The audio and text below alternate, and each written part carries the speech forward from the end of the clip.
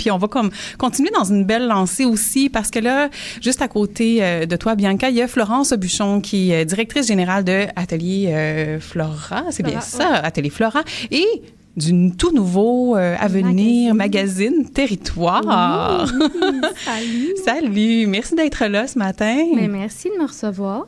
Écoute, quand j'ai vu ce projet-là et que tu m'as interpellée pour en discuter, j'étais comme « wow, j'ai hâte qu'il sorte ». Là, je me suis même précommandé le mien. Ah, mon Dieu. Merci. J'étais tellement excitée. Donc, directrice générale d'Atelier Flora et du magazine Territoire, qui se décrit comme le guide pour habiter la transition écologique. Donc, tu viens nous faire découvrir ça, là. Hein, cette publication qui agira à titre de point de ralliement des initiatives locales du Québec pour le moment.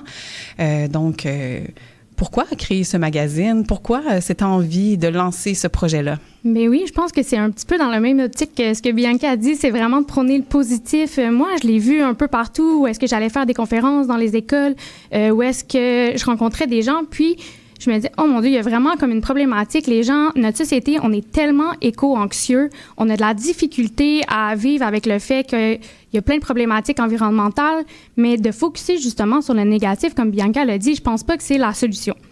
Puis, moi-même, dans mon travail de tous les jours, j'avais de la difficulté à trouver c'était quoi les solutions que je pouvais avoir, comment, moi, en tant que citoyen, puis sachant qu'en plus, je suis déjà dans le milieu de l'environnement, comment je peux agir, comment je peux trouver les solutions, bien, j'avais vraiment de la difficulté à trouver cet endroit-là. Donc là, c'est là que mon idée est venue de créer un magazine. Donc, le magazine Territoire, c'est vraiment pour mettre de l'avant toutes les initiatives éco-responsables, que ça soit de la petite maman à la maison qui veut montrer comment faire du carnage pour l'hiver jusqu'à la grande entreprise qui fait des toits verts. Je pense que c'est vraiment de mettre de l'avant et surtout de manière très positive, montrer qu'ici, au Québec, on en a des solutions, on a beaucoup de ressources, puis il faut les partager. Fait que ça va être de mettre de l'avant toutes ces initiatives-là, de faire des reportages avec eux. Peut-être même, on va faire des capsules vidéo qui vont pouvoir se décliner et qui sait, peut-être aller en parler dans un podcast prochainement. Qui sait? Mais c'est ça, je pense qu'à ce niveau-là, on avait besoin de combler ça. Puis, oui, c'est un magazine, mais il y a aussi une section, comme on dit, c'est guide répertoire. Oui. Ça va être une belle plateforme aussi sur notre application parce que non seulement notre magazine va être, papier pour être accessible à tous, dont les personnes âgées qui ne sont pas nécessairement connectées.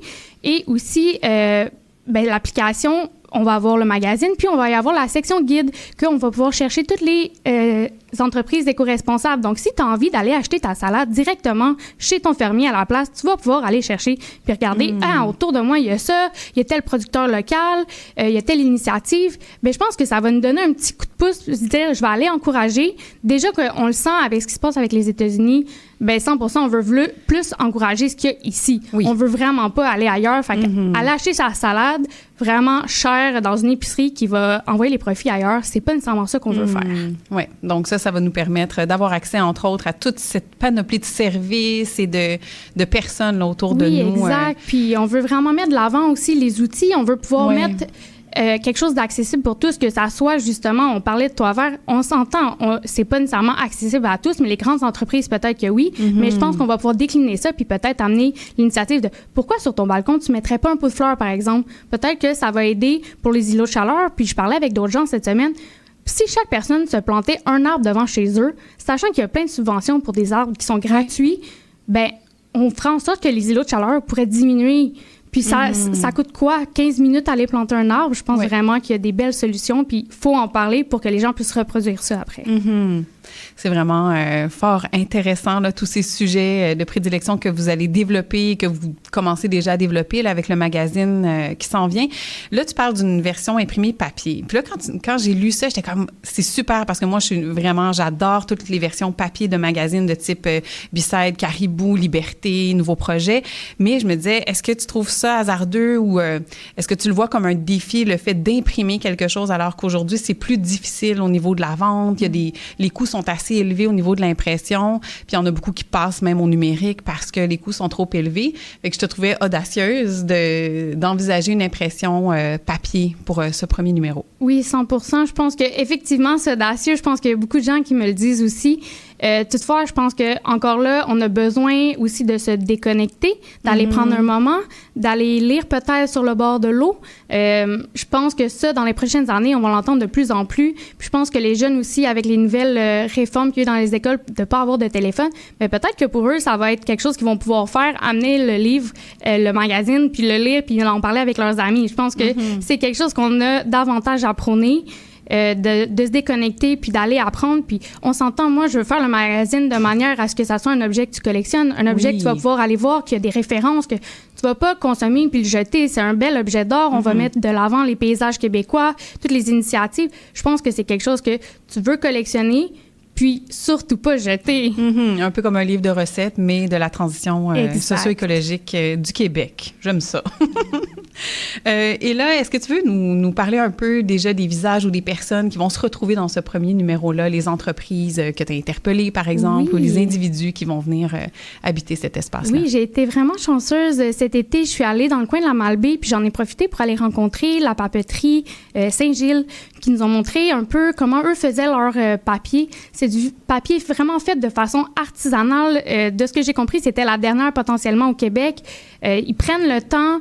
C'est pas nécessairement ultra rentable, mais c'est vraiment quelque chose qui va être artisanal, qui va être réfléchi, qui va prendre beaucoup moins d'énergie que la grosse production de masse. Puis je pense qu'on a avantage à aller vers ça aussi. C'est quelque chose qui est beau, qui est bien fait, puis ils vont aller chercher des matériaux qui vont recycler, donc le coton, des industries. Ils vont aller chercher des plantes envahissantes aussi pour l'ajouter dedans leur papier. J'ai aussi la ferme à Champy qui va parler aussi d'aller de démocratiser un peu la production de champignons à la maison, parce que ça aussi, on veut amener des solutions à la maison pour faire pousser nos légumes et manger plus sainement, puis aussi de se déconnecter de la grosse production de masse, puis le stress.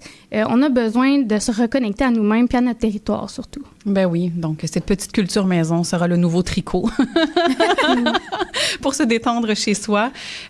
Donc, j'ai très hâte déjà. Là, tu me parles juste de ces deux sujets-là. Je suis intéressant. J'imagine que vous êtes encore à la recherche peut-être de sujets pour compléter ce premier numéro. Ça va être un numéro annuel, c'est ça? Est-ce qu'il va être édité plus qu'une fois par année? En fait, oui, on vise l'avoir 2 fois par année. Le premier numéro devrait paraître à l'automne prochain pour essayer de prendre le plus de temps possible pour perfectionner le tout. Nous, c'est certain que oui, on cherche encore des gens. On est vraiment inspirés. On a déjà beaucoup de demandes. Donc, c'est certain que tous ceux qui veulent être dans le magazine, parler de leurs initiatives, puis surtout faire valoir que les gens adoptent un peu les mêmes valeurs, ben venez nous voir. On va être vraiment heureux de parler de vous et de partager ce que vous savez. Oui, là, on est vraiment dans l'optimisme sous le regard de Bianca. C'est un beau matin. Hein? On aime ça des matins comme ça. Et là, tu as répondu là, que ce serait à l'automne 2026, le premier numéro qui sortira. Et où est-ce qu'on va le trouver, ce magazine-là? Ça va être quoi les points de chute ou les endroits où est-ce qu'on va pouvoir se le procurer? Oui, en ce moment, en fait, j'essaie de changer un peu le modèle classique d'aller en librairie. Peut-être que ça va se faire aussi, mais en ce moment, je suis en discussion avec des entreprises qui font de la livraison, qui font du déménagement. Pourquoi pas utiliser, dans le fond, des runs déjà existantes? Pourquoi ne pas ajouter 2 boîtes sur quelque chose qui a déjà un trajet pour rendre ça encore plus éco-responsable? Fait que là, c'est essayer de revoir la façon de faire, d'aller livrer les trucs. Puis je pense que si les gens se sentent interpellés par le projet, ils vont être contents d'attendre 2 jours de plus, sachant que ça va avoir un coût moindre pour l'environnement. Puis c'est sûr que moi, j'essaie de viser des partenariats avec tous les petits cafés, les boutiques locales, sachant qu'on met déjà de l'avant ce genre d'initiative. Pourquoi ne pas, eux aussi, de leur côté, nous aider puis partager ces projets-là? C'est sûr aussi que je préférais être dans les écoles, être un peu partout. Mon but, c'est vraiment concentrer entre nous. Puis je pense que c'est la clé. Donc, éventuellement, on pourra retrouver ton magazine dans des petits cafés, des commerces locaux. Oui, 100%. Puis, on va essayer de voir quel trajet ils pourront faire. Ça serait intéressant aussi de documenter ça, je trouve, de dire, ben là, cette boîte-là qui arrive à tel café est partie sur la run de telle entreprise qui ont accepté de prendre une de mes boîtes. Ça serait tellement cool. Vraiment, ça serait le fun. Ça serait inusité. Oui, ça serait inusité. Puis, je trouve que c'est une super idée, là, d'imaginer des chemins différents aussi, puis de se dire, au lieu de partir sur un autre canal conventionnel qui ajoute du transport, bien, il y en a tellement, effectivement, on va arrêter, je sais pas comment le dire, là, l'auto-solo pour les personnes, mais l'auto-solo! c'est du covoiturage de bois, tu sais. J'adore. Tu sais, pourquoi pas être avec une coupe de fenêtre tant qu'à ça dans le camion, là. Fait que là, on interpelle les créateurs d'applications pour qu'ils créent un nouveau réseau de transport alternatif. Bon, Et on vient de refaire le monde. On va vous quitter tout de suite, là. On va aller refaire ça. Puis on vous revient après. Non, c'est pas vrai. Mais en tout cas, plein d'idées. Autour de cette table, on va se rencontrer plus souvent, j'ai l'impression. Et là, il y a une campagne de sociofinancement en cours actuellement pour soutenir la création du magazine. C'est pour ça que je disais tantôt, moi, j'ai déjà précommandé ma copie, ma première copie du magazine Territoire. Donc, comment fonctionne cette campagne de sociofinancement? Qu'est-ce qu'on peut y trouver notamment? Dans le fond, c'est sur la plateforme de La Ruche, vous allez pouvoir écrire Magazine Territoire, vous allez nous trouver.